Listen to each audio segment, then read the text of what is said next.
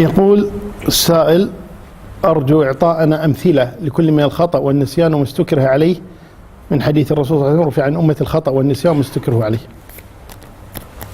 يعني الأمثلة كثيرة حقيقة جدا. يعني الخطأ يعني الإنسان الذي يفعل الشيء دون قصد، كما قال الله تبارك: وما كان لمؤمن أن يقتل مؤمنا إلا خطأ، ومن قتل مؤمنا خطأ فتحرير رقبة مؤمنة ودية مسلمة إلى أهله ولم يرتب عليه معصية أو إثما، بينما قال: ومن يقتل مؤمنا متعمدا فجزاؤه جهنم خالدا فيها وغضب الله عليه ولعنه وأعد له عذابا عظيما. ففرق بين القتل العمد والقتل الخطأ. ولذا قال الله تبارك: ربنا، يعني أمر المؤمنين يقولوا: ربنا لا تؤاخذنا إن نسينا أو أخطأنا. فالخطأ مرفوع، ولو كان الله يؤاخذنا على أخطائنا الله المستعان يعني.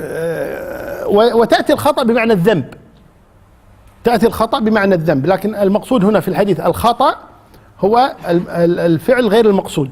الفعل غير المقصود هذا هو المقصود بالخطأ. النسيان أن ينسى الإنسان أحيانا.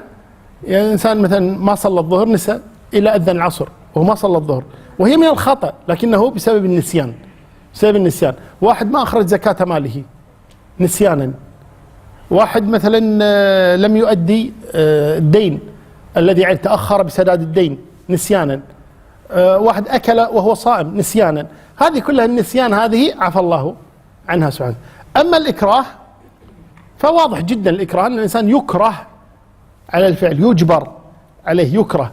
والإكراه نوعان. أحيانا يكون الإكراه يعني ماديا يعني بالتهديد بالضرب، تهديد بالقتل، تهديد بأخذ المال، تهديد باعتداء على العرض، هذا يسمونه إكراه مادي. وأحيانا يكون الإكراه معنويا.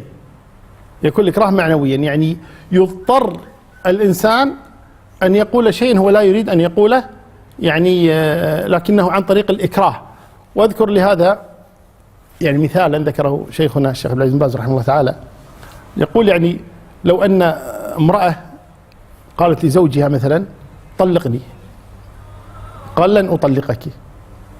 قالت: طلقني، قال: لا أريد أن أطلقك. قالت: ما تقدر، ما أنت رجل، ما أنت قدها، ما تستطيع، ما أنت رجل أنت، ولا أتحداك تلفظ. هو يغلي من الداخل. فهذه الكلمات تثير حتى يقولها. هو ما كان يريد أن يقولها، لكن يقول أكره عليها. هاي يسمونه إكراه أدبي، إكراه معنوي.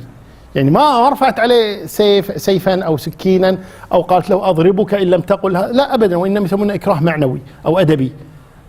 فلذلك يعني يقع منه هذا الأمر، والله أعلم.